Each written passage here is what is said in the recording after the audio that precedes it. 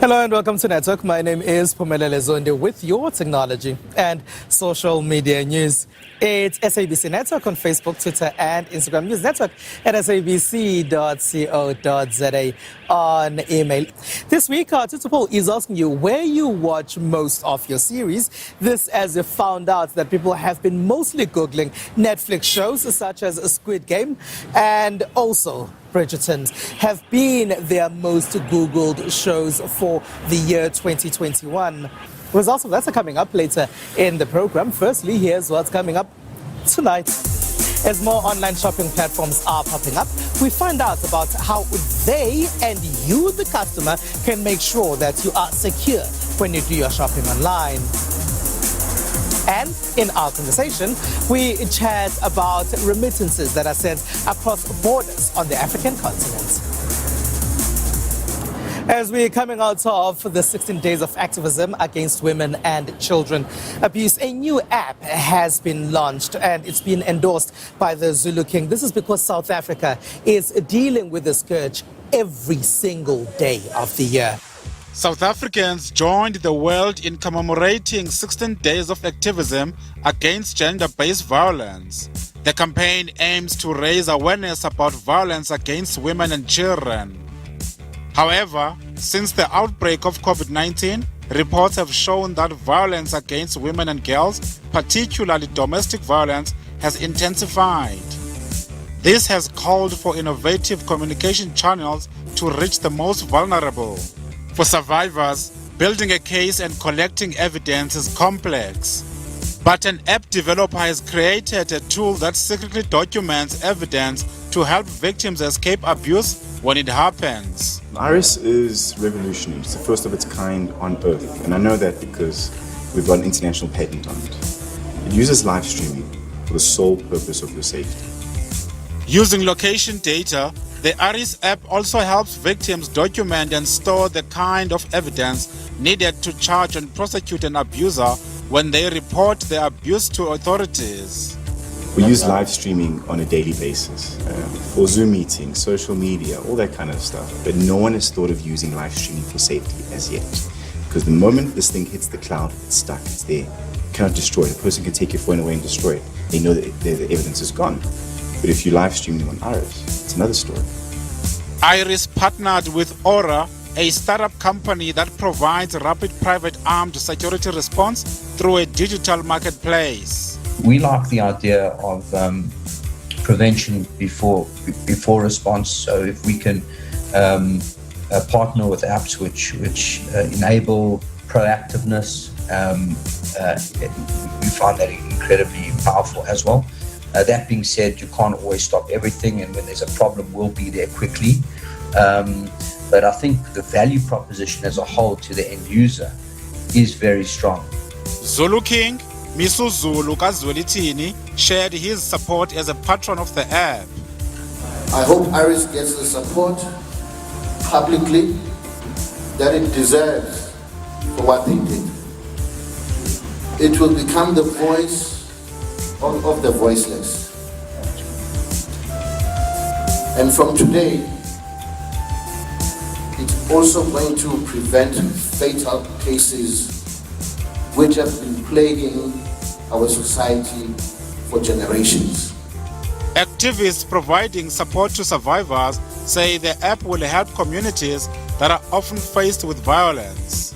The solution to women abuse is not women, it's not men. It's community and society working well together to find the solutions that we need to move together. But the fact that this app also is available on, it's not only available on the smartphones. Can you imagine setting up platforms for people in the rural areas in their own languages? And also conversations need to be had with men, by men. Some say the app is just a means of communication. What really matters is the attitude of law enforcement. That's why I'm able to say they would walk into a police station, try again to open a case. If the refusal of not opening by the police not opening the case, they're able just to go into the app and then ask for assistance or record what is happening. Because sometimes some of these cases you need evidence, you need data to prove that indeed the type of violation you said it happened to you, indeed it has occurred. Developers are working on a zero-rated data usage option for those who do not have access to the network. There's been a rise of online shopping, and it's been spearheaded by the COVID-19 pandemic, which has forced people indoors. And in South Africa, there are a lot of new platforms that are now offering online shopping. But what's the security of it all? The COVID-19 pandemic had a massive boost for e-commerce all over the world. In South Africa, many realized that they had little to no online shopping offerings when the pandemic hit. We saw supermarkets Pick n Pay buying startup bottles and relaunching it as Pick n Pay ASAP. Rival Checkers was ready just in time with their 60/60 app. A survey conducted by Visa says 64% of South Africans who shop online started doing so during the pandemic. Even though millions of South Africans live in townships, many did not have options to have home deliveries for a long time. Sieza Delivery says that's where they can help in Gauteng townships. We found a niche market where I can locate drivers and create an app that will allow you to, at your door or at your home, sit and just order food and come through with everything. I mean, right now, our competitors, your Uber and your Mr. Delivery, they can't even reach to our township due to the restrictions and our ways. In South Africa, we meet Nhlagane Bashange, who's also seen an opportunity in the e-commerce space. He started an online marketplace for small and medium-sized retailers. The big challenge on that social media marketplace was trust between buyer and seller. So if I send you something, I have no confidence that you will send me my money, or the other way around. But what I'm finding now, which was expected as a new platform, is trust again. Trust that we will be able to keep both promises to the buyer and the seller. But what we find is that is just a matter of awareness. We've had some successful sales and happy customers, and people are growing more and more to trust the platform, to stand as a middleman, keeping everybody that is participating in the platform accountable. Zamani Bengu, who sells his watches online, says he's found that even though he's based in Pietermaritzburg, the majority of his clients are in much bigger cities like Johannesburg and Cape Town. Stats also show that the uptake of new tech is higher in Johannesburg. I started with online store e-commerce. So I'm using the shopping carts that is well known and is safe, which is Shopify. So everyone knows that the website that is built by Shopify, it's secured. And I'm using the payment system that is very secured, which is pay fast as well. So everything is perfect. We just make a sale and we deliver. Maybe we take like 1 to 3 working days to deliver a watch. Even though some small businesses in smaller cities trust in new tech in the e-commerce space, Shange says for his app, he's had to do less convincing work in Johannesburg than the uphill he's faced in his home city of Durban. Different cities seem to be responding differently to opportunities. And, case in point, we're finding that right now, most of the sellers on DTY Marketplace are based in Johannesburg. Not because we specifically went out and looked for sellers to sign up from Johannesburg, but just Johannesburg sellers seem to take up the opportunity a lot quicker. In Frankfurt, in the Free State, Dumi Letsaba has created an app that helps spaza shops stock up. It helps spaza shop owners by making it easy for them to buy directly from brand manufacturers, thereby lowering the cost of doing business. It brings about the efficiency of managing their inventory, in that the app comes installed with barcode scanning capabilities. In that way, spaza shop owners will at any given moment have a view of what stock they have in their store and how much their sales are performing. While the growth potential of e-commerce space in South Africa is exciting, those that get into this space need to be aware of cyber criminals that can target them or their clients. I mean, it's as an individual to make sure that you do your review, you do your background check on the seller. You ask them for references, of people that they've done business with. You check reviews online, and typically these sellers will give you some story about why they can't accept money through their bank account. So they will ask you to either e-wallet or do an instant money transfer. So those should be red flags already that you pick up, that these people are trying to make sure that they are not traceable. Because once you pay somebody cash, there's no way to trace that money in terms of linking it to a bank account, so you can take recourse. So look out for those. Also, when doing transactions online, rather use a credit card facility instead of paying cash or debit card, because it's easier for banks now to trace back those credit card transactions and even get you your money back if it can be proven that indeed you did pay for the services you did not receive.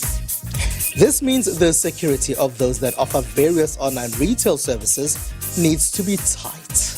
Users also should avoid trying to do online banking and other transactions like that on public Wi-Fi. So you can't be sitting at a restaurant somewhere using the restaurant's Wi-Fi to do your online banking, because you don't know the security measures that have been put in place on that Wi-Fi. You don't know how strong it is in terms of security, and you could find yourself being a victim to what we call a man-in-the-middle attack, where somebody can eavesdrop on your internet connection over an unsecure Wi-Fi connection.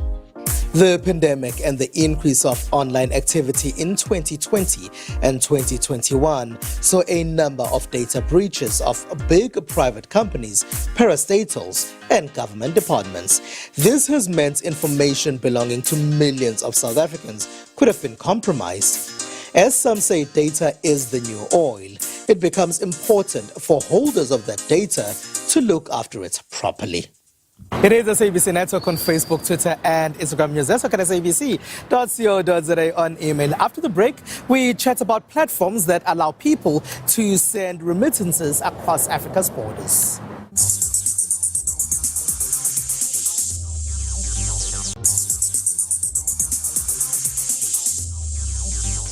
How you send money, like our country, Tanzania, you got our homeboy there, his name is Parker. So sometimes just go there with cash, whatever amount you have. That guy's got a connection, he's got some business in Tanzania and South Africa. So the one to like to send for him money. We are using about a transfer with a phone, you understand? So I give him a rand, and then he can send it home. Call with his brother, and then he say, okay, sharp. The guy who give me the money, this amount, and then he want to send it to this number. I must give you my number, the one you're gonna send it to them, Tanzania. Depends. Where the money is coming from or where you're sending the money to. Yeah, so if it's in the capital city, it's more easier because you just send it through Western Union. But if you're sending it through Western Union and you're the one who's sending, you have to have an ID, so you have to get a person who has a South African ID. There are countries where there have been more Western Union facilities than actual banks in those countries. Now, Western Union facilities would be facilities that receive money from various parts of the world. That's because those countries would largely rely on remittances that come from other parts of the world. Now, there are various methods that are digital that can assist people send remittances back home. Now, to chat to me more about this is Wiza Chakalasi, who is with Chipper, a facility that allows people to send money across borders to various countries. Hello, and thank you very much for being a part of our network, Wiza. Maybe if you can start by explaining to us how important remittances are to a lot of people in Africa. I think what's important to note is that there's a lot of intra-Africa trade that takes place that a lot of people like to categorize as informal, and I struggle to understand what is informal about it, because it is actually pretty formalized and structured, but it doesn't take place in the way that one might expect. So there's no fancy shopping malls, there's no Santon City that a lot of this trade is taking place, and it's taking place at the borders between people of different nationalities within the continent. I'm a Malawian sitting in Joburg right now, whose residence is in Kenya. And already there are like millions of people like me who have got various interests in specific pockets of the continent. And you come to realize that like no matter whether you're an individual or a business, moving money just within Africa's borders, trading from Ugandan shilling to Nigerian naira is actually quite difficult. That is because the financial system that we use on the continent today was built on top of essentially the US dollar as an intermediary to facilitate international exchange. So you find that there's very little liquidity between African currency pairs. So if you're trying to convert your Zambian kwacha to your Nigerian naira, good luck finding a forex bureau who's going to accept it. They're all going to say, bring us dollars, and then we'll be able to convert that. So there's a lot of friction in the financial system, but then there's a lot of trade in the economy or the business system. And what we're trying to do is to bring these two worlds closer together by allowing those traders, allowing those individuals to be able to more easily facilitate exchange between currency pairs. There are a number of facilities and platforms that allow people to do this. What would you say Chipper does differently? With Chipper, as of today, we've not yet enabled it, but very soon we're going to be enabling two-way international remittances from and to South Africa. Apart from that, we've also got a pretty sophisticated wallet that allows you to do more with your money. So you can get access to all of the regular services that people know and love, such as airtime, bill payments, data, etc. But we're also going to take that a step further and allow you to access newer types of financial services, such as cryptocurrencies, fragmented stocks, and other types of financial products. We are also offering a prepaid debit card, a virtual debit card, and then the physical cards will be rolling out soon after. That is going to be attached to this wallet so that you can be able to spend your money as soon as you receive it. And then, of course, the sending option. We want to enable all of our South African users of Chipper Cash in South Africa to be able to send money to various African destinations, as well as the United States and the UK. And we're working very closely with our bank partners to be able to enable this. It is quite a complex undertaking, but we've made a lot of progress, and we'll be launching all of these features very, very soon. Why are you introducing crypto as well on your platform? Crypto is quite a fascinating topic. It's still very early, still very nascent in terms of its quote-unquote institutional adoption and practical use cases for many people. But what you found is that because of the volatility in the crypto markets and the general progressive upward trend. So say, for example, if you had invested in Bitcoin 9 out of the last 12 years, that would have been your single best performing asset class across all of the other different types of things that you can invest in globally. So we think there's an opportunity for Africans to include themselves in this financial revolution, because that's what we believe is taking place, and to be part of the people that are actually creating wealth for themselves. Wiza, is entering the South African market in the remittances space a challenging thing, or is it quite easy? It is quite exceptionally challenging. There are a number of factors that make it so. Number one is that like the current card-based, bank-based financial system, the financial rails, are actually quite robust and works really, really well. So, at almost every major retailer you go to, you can be able to use your bank-issued cards to, tap to make a payment for whatever good or services that you're consuming. And that system has just worked very, very well. So there hasn't been a gap that mobile money could plug into the way it plugged in to Kenya and East Africa more broadly. So I think South Africa is very similar to Nigeria in that regard, where bank-led solutions are quite effective. Now, that being said, there is a segment of unbanked and also banked but underserved users who are looking for a little bit more from their mobile money. And those are the people that we're targeting. We're not expecting to be the new way that people send money to each other in South Africa. Now, Chipper seems to be getting a lot of venture capital coming in at the moment. How are you guys doing this? And can you briefly tell us about this? We're very fortunate to have just closed another $150 million round of investment financing led by FTX, which is one of the world's largest cryptocurrency and derivatives exchanges. We are aggressively hiring all over the continent. I think at the start of the year, we were about 100 people. We're now closer to 250. Very, very excited for the potential that South Africa holds, especially as the gateway to SADC and the rest of Southern Africa. So, yeah, we're looking for extremely talented people All right, Wiza Chakalasi, thank you very much for being a part of our network. Wiza Chakalasi there is with Chippa. A lot of people will be sending money home as a result of the festive season, and also because people probably can't go home because of increasing numbers of people getting infected with COVID-19 again, especially with the Omicron variant. With that, let's take a short break.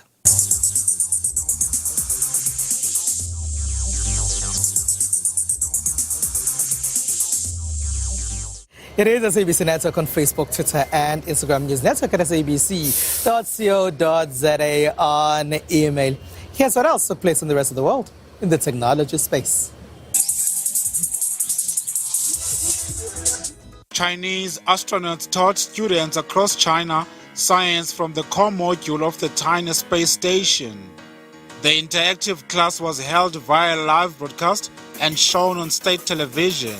Chinese astronauts, officially referred to as taikonauts, provided a tour of the tiny module, their living quarters, and demonstrated a few simple scientific experiments conducted in zero gravity. For this mission, the astronauts have been tasked with carrying out tests of key technologies and robotics needed to assemble the space station. China began construction of what will be its first permanent space station in April with the launch of the Tiny, the first and largest of the station's 3 modules. In Sweden, a Swedish company, Jetson Aero, has built what it says is the first commercial electric aerial vehicle and hopes that in future it will be able to replace traditional cars as a means of transport. The Jetson 1 is a vehicle take-off and landing vehicle for one person that the company says takes 5 minutes to learn how to fly. For now, battery technology is holding back progress, but the company hopes that with advances in the field, the vehicle will be able to fly for longer periods in a few years. For anyone who has the opportunity to fly the Jetson 1, purchasing advice is fly close to the ground to get the best experience. The Jetson 1 is a vertical takeoff and a landing vehicle for one person that the company says it takes 5 minutes to learn how to fly.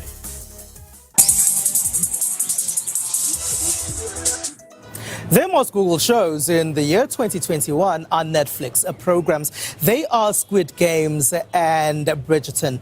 And now this week, our Twitter poll is asking you whether you still watch shows on TV or whether you've also jumped on the streaming bandwagon. 57.1% of those that responded to our poll say online streaming. There's 8.9% of you who say you still watch traditional TV, and as 33.9% say they download to watch those series later. And that's it. That's all we have for you. Find us on SABC Network on Facebook, Twitter, and Instagram. It's News Network at sabc.co.za on email. From me and the rest of the network team, have a good one. Bye-bye.